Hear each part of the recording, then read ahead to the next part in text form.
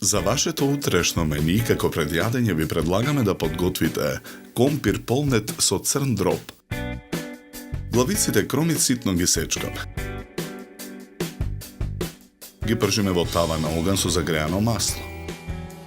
Црниот дроб го сечкаме на коцки. Откако кромидот ќе омекне, го додаваме во тавата.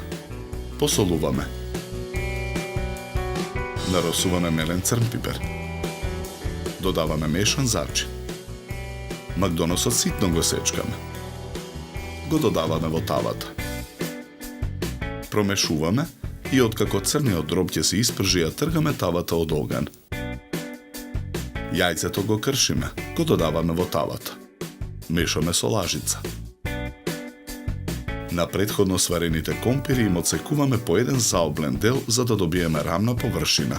Со алатка ги длабиме за полнење. Тркалезната тава за печење пак ја попрескуваме со масло.